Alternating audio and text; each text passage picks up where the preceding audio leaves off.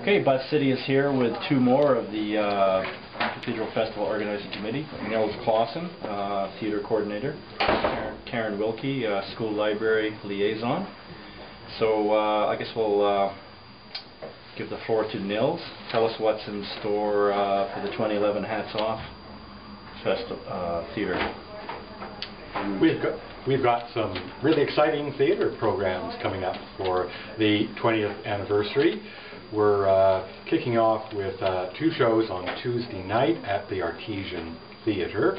The first one is Cut, a play put on by Regina Little Theatre, who have been contributing to the festival every year for at least the past 5 or 6 years. It's a funny play about actors who have been cut from plays or films. And every actor, I'm sure, has had the experience of having his part or her part cut from a show. So it should be great fun, and it's part of Regina Little Theatre's Spring One Act Festival. So these are one act. This is a one act, yes. And then after that, Simon Moccasin, who's been involved with the festival for several years, he has a new play out called MIA, Missing in Action. And it's a play about Aboriginal families and their struggles with identity and community. And as I say, it's a new play by Simon, and he's been active in the theatre community for quite a few years. And so I'm really excited about this new play, and we're pleased that he's going to premiere it. That's on my list to see for sure. We're excited that it's going to be premiered at the Arts Festival. Yeah. That's major. Yeah. So then on Thursday night, Kelly Jo Burke is putting on her play Ducks on the Moon, which you probably are aware won the City of Regina Writing Award and also Saskatoon an area writing award. It's a one-woman show about her dealings with her autistic son and the challenges and how she overcame them. So it's a very powerful play. And we're delighted that she's agreed to reprise it at the Arts Festival. Yeah. She was nominated a few years back for a Mayor's Arts and Business Award. Yes, that's right. I forget which category. Yeah, she's been quite active in the arts and particularly the theatre community for the past decade, really, I guess. And that's all. Is that all happening at the Artesian? No, her show, Kelly Jo's show, is going to be at the Unitarian Centre. Okay. And that's on Thursday night of the festival. And then also at the Unitarian Centre on Wednesday night, Globe Theatre has a children's theatre program. And they are going to put on a show for kids and their parents. So this is part of the theatre program that I think is targeted at the sort of under 12 crowd, or perhaps 13 and 14-year-olds who still think like kids. I think the show will be a hit with families, and especially families with kids who don't see much live theatre. I mean, it's hard for young kids to actually see live theatre. So this is great that it's going to be on. Yeah, there's not a lot of plays in that are directed to that target audience. Right. As a norm. Well, and cost. And cost, Yes. Great. And then after that show, Jeff Richards is returning to the festival. Right. He's been here every year, I think, for the last 6 or 7 years. Yes, back by popular demand. Yes.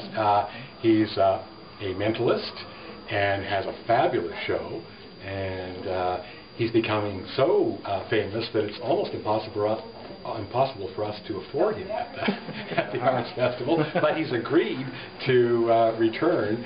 And if you're into Kreskin-like shows, I don't know, your viewers will remember the great Kreskin. I certainly do. Yeah, I can remember. I'm dating myself.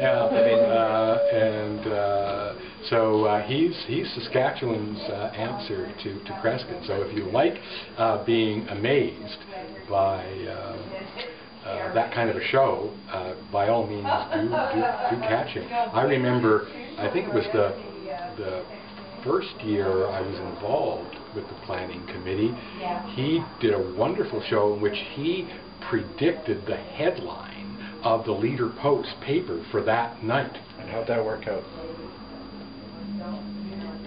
Everybody was blown away.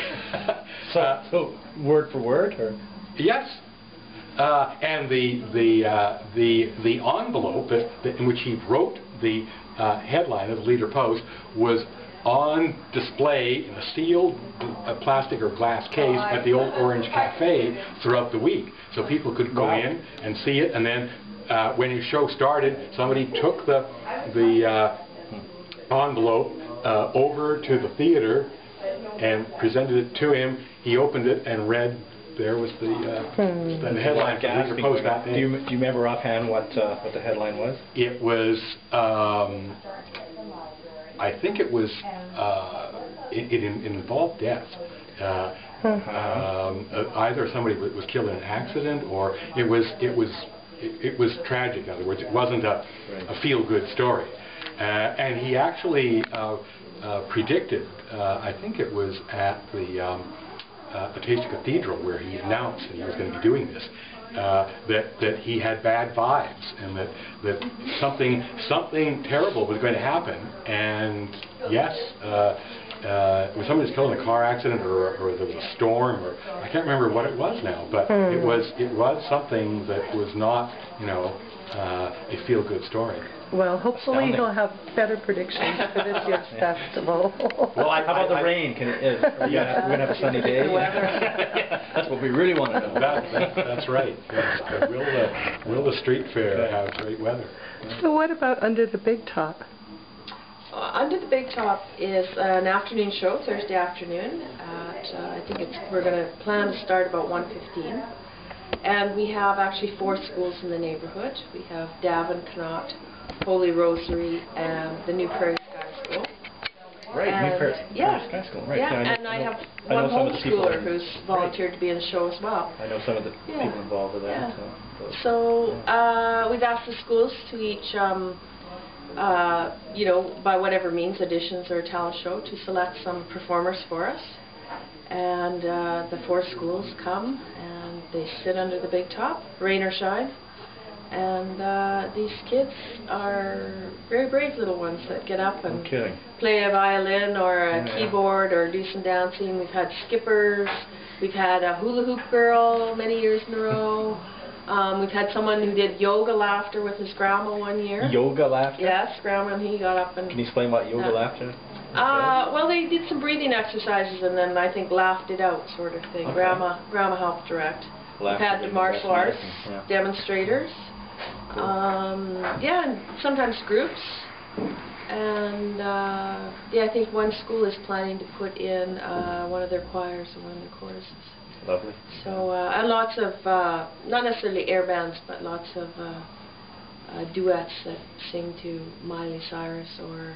Air band? Well, sort of karaoke, I guess we would call it, to Miley Cyrus, or So whatever the newest trend is, that's what they do, and they're really good. Yeah. Excellent.